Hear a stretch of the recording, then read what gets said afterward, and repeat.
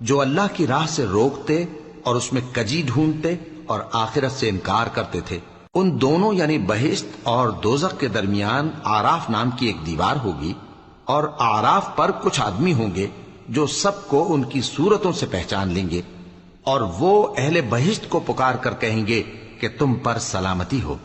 یہ لوگ ابھی بہشت میں داخل تو نہیں ہوئے ہوں گے مگر امید رکھتے ہوں گے، اور جب ان کی نگاہیں پلٹ کر اہل دوزخ کی طرف جائیں گی تو عرض کریں گے کہ اے ہمارے پروردگار، ہم کو ظالم لوگوں کے ساتھ شامل نہ کیجو۔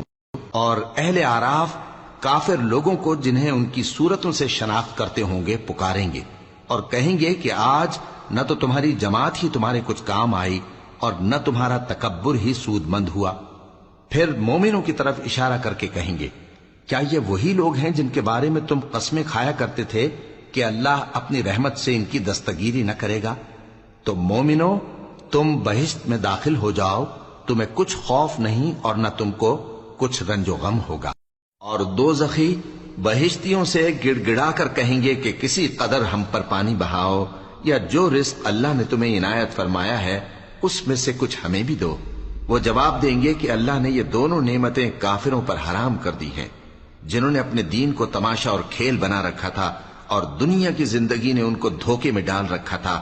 تو جس طرح یہ لوگ اپنے اس دن کے آنے کو بھولے ہوئے اور ہماری آیتوں سے منکر ہو رہے تھے، اسی طرح آج ہم بھی انہیں بھلا دیں گے۔ اور ہم نے ان کے پاس کتاب پہنچا دی ہے جس کو علم و دانش کے ساتھ کھول کھول کر بیان کر دیا ہے، اور وہ مومن لوگوں کے لیے ہدایت اور رحمت ہے۔ کیا یہ لوگ اس کے مضمون ظاہر ہونے کے منتظر ہیں؟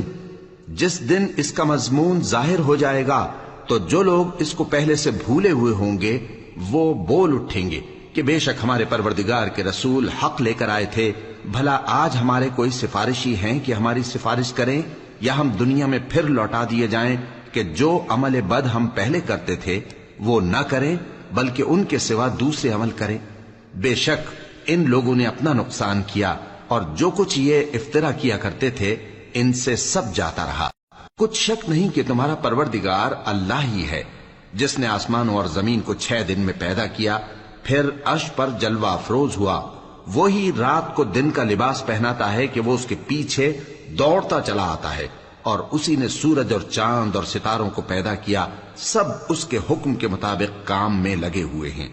دیکھو سب مخلوق بھی اسی کی ہے اور حکم بھی اسی کا ہے۔ اللہ رب العالمین بڑی برکت والا ہے۔ لوگوں، اپنے پروردگار سے عاجزی سے اور چپکے دعائیں مانگا کرو، وہ حد سے بڑھنے والوں کو دوست نہیں رکھتا، اور ملک میں اصلاح کے بعد خرابی نہ کرنا، اور اللہ سے خوف رکھتے ہوئے اور امید رکھ کر دعائیں مانگتے رہنا۔ کچھ شک نہیں کہ اللہ کی رحمت نیکی کرنے والوں سے قریب ہے، اور وہی تو ہے جو اپنی رحمت یعنی بارش سے پہلے ہواؤں کو خوشخبری بنا کر بھیجتا ہے، یہاں تک کہ جب وہ بھاری بھاری بادلوں کو اٹھا لاتی ہے تو ہم اس کو ایک مری ہوئی بستی کی طرف ہانک دیتے ہیں، پھر بادل سے بارش برساتے ہیں، پھر بارش سے ہر طرح کے پھل پیدا کرتے ہیں۔ اسی طرح ہم مردوں کو زمین سے زندہ کر کے باہر نکالیں گے۔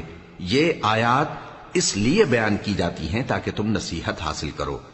اور جو زمین پاکیزہ ہے اس میں سے سبزہ بھی پروردگار کے حکم سے نفیس ہی نکلتا ہے، اور جو خراب ہے اس میں سے جو کچھ نکلتا ہے ناقص ہوتا ہے۔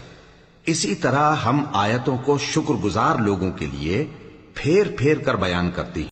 ہم نے نوح کو ان کی قوم کی طرف بھیجا تو انہوں نے ان سے کہا، اے میری برادری کے لوگوں، اللہ کی عبادت کرو، اس کے سوا تمہارا کوئی معبود نہیں، مجھے تمہارے بارے میں بڑے دن کے عذاب کا بہت ہی ڈر ہے۔ تو جو ان کی قوم میں سردار تھے وہ کہنے لگے کہ ہم تمہیں کھلی گمراہی میں مبتلا دیکھتے ہیں۔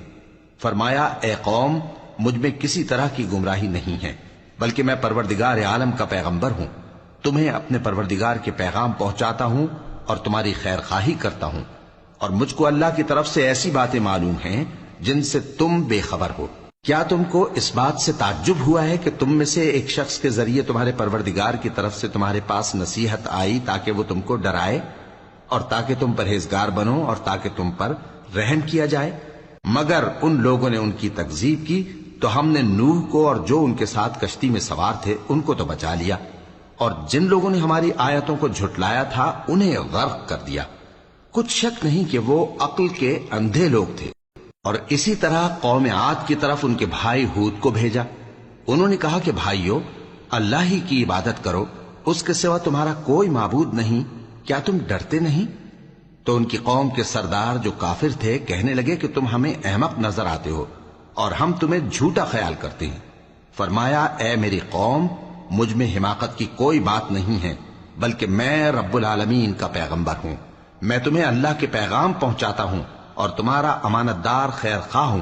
اور کیا تم کو اس بات سے تعجب ہوا ہے کہ تم میں سے ایک شخص کے ذریعے تمہارے پروردگار کی طرف سے تمہارے پاس نصیحت آئی تاکہ وہ تمہیں ڈرائے؟ اور یاد تو کرو جب اس نے تم کو قوم نوح کے بعد جانشین بنایا اور تم کو پھیلاؤ زیادہ دیا۔ پس اللہ کی نعمتوں کو یاد کرو تاکہ کامیاب ہو جاؤ۔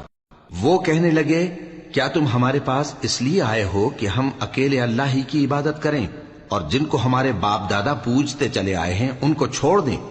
تو اگر سچے ہو تو جس چیز سے ہمیں ڈراتے ہو اسے لے آؤ۔ ہود نے کہا کہ تمہارے پروردگار کی طرف سے تم پر عذاب اور غضب کا نازل ہونا مقرر ہو چکا ہے۔ کیا تم مجھ سے چند ناموں کے بارے میں جھگڑتے ہو جو تم نے اور تمہارے باپ دادا نے اپنی طرف سے رکھ لیے ہیں، جن کی اللہ نے کوئی سند نازل نہیں کی؟ تو تم بھی انتظار کرو، میں بھی تمہارے ساتھ انتظار کرتا ہوں۔ پھر ہم نے ہود کو اور جو لوگ ان کے ساتھ تھے ان کو اپنی مہربانی سے نجات بخشی، اور جنہوں نے ہماری آیتوں کو جھٹلایا تھا ان کی جڑ کاٹ دی، اور وہ ایمان لانے والے تھے ہی نہیں۔